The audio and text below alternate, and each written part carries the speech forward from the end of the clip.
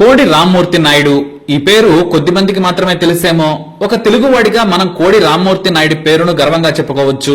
కోడి రామ్మూర్తి నాయుడు ప్రపంచాన్నే ముక్కున వేలేసుకునేలా చేసిన కండల వీరుడు. ఆయన ఏనుగును తన ఛాతిపై నిలుపుకున్నాడు. ఇనుప చైన్లను తునాతునకలు చేసిన మల్ల యోధుడు. కారును నోటితో ఆపిన కలియుగ భీముడు. మొత్తంగా ఆయన ఇండియన్ హెర్క్యులస్. ఆయన కుస్తీ పడితే ఒంటి చేత్తో 2 సెకన్లలో ఎవరినైనా మడత పెట్టేస్తాడు. ఒకప్పుడు పంజాబ్ లో మల్ల యోధులు బాగా ఉండేవారు. భారత్ లో రెజ్లింగ్ అంటే పంజాబ్, కశ్మీర్, ఆ తర్వాత మన తెలుగు వాళ్లే. పంజాబ్ లోని వీరాది వీరులను కుస్తీ పోటీల్లో ఒంటి చేత్తో ఓడించాడు. అయితే కోడి రామ్మూర్తికి పేరు తెచ్చింది మాత్రం ఆయన విన్యాసాలే. చాటంతా ఆయన ఛాతి, బుర్ర మీసాలు. సరిగ్గా ఆయన్ను దగ్గరుండి చూస్తే భయపడిపోవాల్సిందే. ప్రపంచంలోని మల్ల యోధులంతా తమ బలాన్ని పెంచేందుకు, కండ బలాన్ని చూపించేందుకు కిలోల కొద్దీ మాంసాన్ని తినేవాళ్లు. విపరీతంగా గుడ్లు, మాంసం తిని బలిష్టంగా తయారయ్యేవారు. కానీ కోడి రామ్మూర్తి మాత్రం కూరగాయల భోజనం తిని ఇనుప చైన్లను తెంచేవారు. అది ఎలా సాధ్యమంటే నాకు పుట్టుకతోనే ఉక్కు నరాలు వచ్చాయని సరదాగా చెప్పేవారు. బ్రిటిష్ రాజు కోడి రామ్మూర్తి విన్యాసం చూసేందుకు లండన్ పిలిపించి మరీ ప్యాలెస్ లో ఆయనతో విన్యాసాలు చేయించుకున్నారు. స్వయాన బ్రిటన్ కింగ్ జార్జ్ కారు నడిపితే వెనుక వైపున తాళ్లు శరీరానికి కట్టుకునేవాడు. కారుపై రాజు ఎక్సలేటర్ తొక్కుతున్నా ఇంచు కూడా కదిలేది కాదు. రామ్మూర్తి బలాన్ని చూసిన తెల్లదొరల నోళ్లు వెళ్లబెట్టడమే కాదు, ఆయన టాలెంట్ చూసి చప్పట్లతో సత్కరించారు. ఆయన విన్యాసం చూసిన రాజు ఇండియన్ హెర్క్యులస్ అనే బిరుదు ఇచ్చి భారీ నగదు బహుమతి కూడా ఇచ్చి సత్కరించారు. అప్పటి నుంచి భారత్ లో కలియుగ భీముడిగా పిలువబడ్డారు రామ్మూర్తి. ఇంత పేరు ప్రఖ్యాతులు సంపాదించుకున్న కోడి రామ్మూర్తి శ్రీకాకుళంలోని వీరఘట్టంలో 1882లో జన్మించారు. ఆ ఊరిని హీరోస్ విలేజ్ అని పిలిచేవాళ్లు. ఆయన చిన్నప్పుడే తల్లి చనిపోవడంతో తండ్రి అల్లారు ముద్దుగా పెంచాడు. ఆయనకు ప్రభుత్వ ఉద్యోగం ఉండడంతో కొడుకుకి ఎలాంటి కష్టం లేకుండా చూశాడు. కానీ పెరిగే కొద్దీ అల్లరి చిల్లర పనులు ఎక్కువగా చేసేవాడు. మనిషి భారీగా ఉండడంతో తోటి స్నేహితులను కొట్టి గొడవలకు దిగేవాడు. దీంతో అతని తండ్రి వెంకన్న కొడుకును చూసి చిరాకు పడ్డాడు. చదువుకోమని బయటికి పంపినా బలాదురుగా తిరిగేవాడు. దీంతో తట్టుకోలేని ఆయన ఒకరోజు కోడి రామ్మూర్తిని విపరీతంగా కొట్టాడు. దీంతో అలిగి ఇంటి నుంచి వెళ్లిపోయాడు. కొన్ని రోజులు దగ్గరలోనే అడవుల్లో ఉన్నాడు. అది కూడా పులులు ఉన్న ప్రాంతంలో తిరిగి ఎలాంటి బెరుకులు లేకుండా ఆకలికి తట్టుకోలేక మళ్లీ తండ్రి దగ్గరకు చేరుకున్నాడు. అప్పటికే కొడుకు కోసం వెతికిన వెంకన్న దిగాలుతో ఉన్నాడు. రామ్మూర్తి ఇంటికి రాగానే తండ్రి వెంకన్న కౌగులించుకున్నాడు.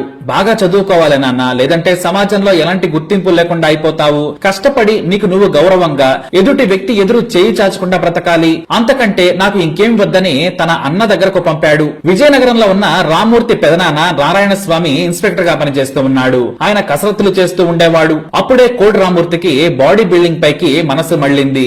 విజయనగరంలో చాలా మంది యువకులు బాడీ బిల్డింగ్ చేయడం చూసి తాను కూడా వాళ్ళతో జాయిన్ అయ్యాడు. ఎంతలా అంటే 6 నెలల్లో కండలు తిరిగిన ఉక్కు మనిషిలా అయ్యాడు. ఇటు చదువు కూడా పర్వాలేదనిపించడంతో ఆయన 10th క్లాస్ కు వచ్చేసరికి బడిలోనే ఫిజికల్ ఎడ్యుకేషన్ టీచర్ గా ఉద్యోగం వచ్చింది. ఆ రోజుల్లో ప్రతి స్కూల్లో పీఈటీలు కంపల్సరీగా ఉండాలని బ్రిటిష్ ప్రభుత్వం ఆదేశాలు జారీ చేయడంతో రామ్మూర్తి తనకు తెలియకుండానే జీవితంలో సెటిల్ అయిపోయాడు. తన స్నేహితులతో కలిసి విన్యాసాలు చేయడం నేర్చుకున్నాడు.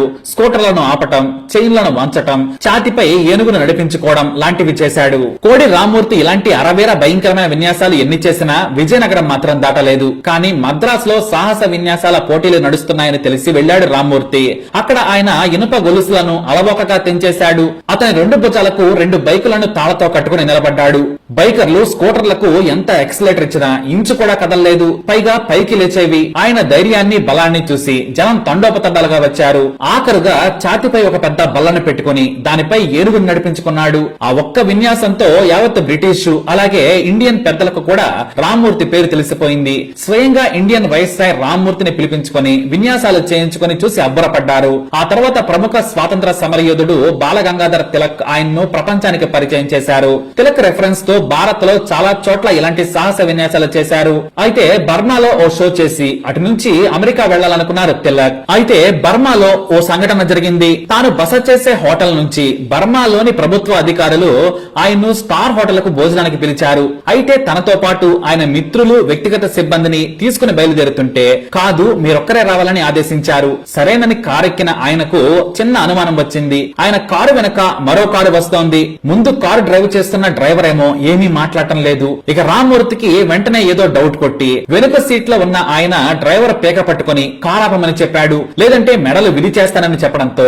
కారు స్లో చేయగానే దూకి బయటకు పారిపోయాడు. ఆ తర్వాత చీకట్లో తన హోటల్ కు చేరుకుని అక్కడ నుంచి వేరే కారులో మరో హోటల్ కు మారిపోయి విదేశీ ప్రయాణాన్ని రద్దు చేసుకుని మళ్లీ మద్రాసు వచ్చేశారు ఆయన. ఒకవేళ ఆ రోజు గనక ఆయన అలా చేయకపోయి ఉంటే ఏ విష ప్రయోగమో జరిగేదంటారు. ఇండియాకు వచ్చాక మల్ల యుద్ధంలో ఆయన అనుభవాన్ని గొప్పతనాన్ని గుర్తించి డాక్టరేట్ ఇచ్చింది బ్రిటన్ సర్కారు. అప్పటి నుంచి ఆయన ఫిజికల్ ఎడ్యుకేషన్ టీచర్ గా ఎంతో మందికి ట్రైనింగ్ ఇచ్చారు. కొన్నాళ్లు ఫిజికల్ ఎడ్యుకేషన్ లో ప్రొఫెసర్ గా కూడా బాధ్యతలు నిర్వహించారు. వైస్రాయ్లు ఆయనకు భారీగా నగదు బహుమానాలు ఇవ్వడమే కాదు, బ్రిటన్ రాజు ముందు విన్యాసాలు చేసి సాహస వీరుడు అవార్డును గెలుచుకున్నారు. ఆ తర్వాత తన స్నేహితుడు పొట్టి పంతులు సహాయంతో మోడర్న్ సర్కస్ ను ఏర్పాటు చేశారు. పాశ్చాత్య దేశాల్లో మాత్రమే ఉండే విన్యాసాలను ఆయన మొదటిసారి భారత్ లో ప్రవేశపెట్టారు. అందుకే ఆయన్ను మోడర్న్ సర్కస్ పితామహుడు అంటారు.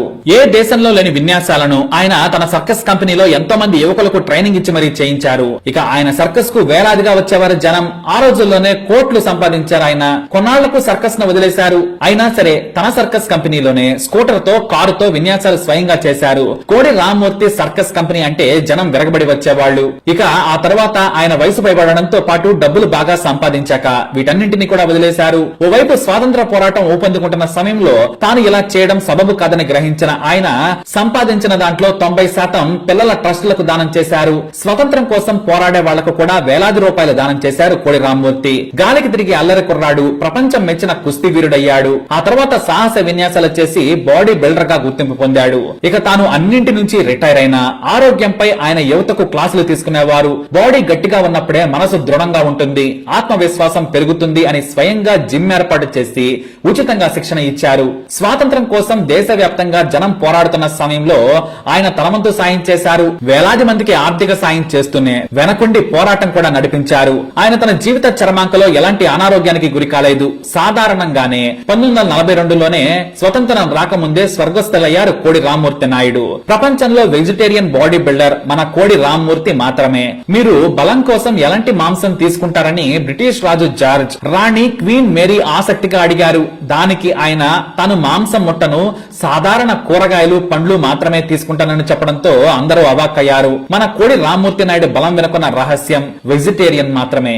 ఇది కోడి రామ్మూర్తి నాయుడు యొక్క గొప్పతనం. మరి తప్పకుండా ఆయనపై మీ అభిప్రాయాన్ని కామెంట్ ద్వారా తెలియజేయండి. వీడియోని లైక్ చేయండి, షేర్ చేయండి, మా ఛానల్ ని సబ్స్క్రైబ్ చేసుకోండి.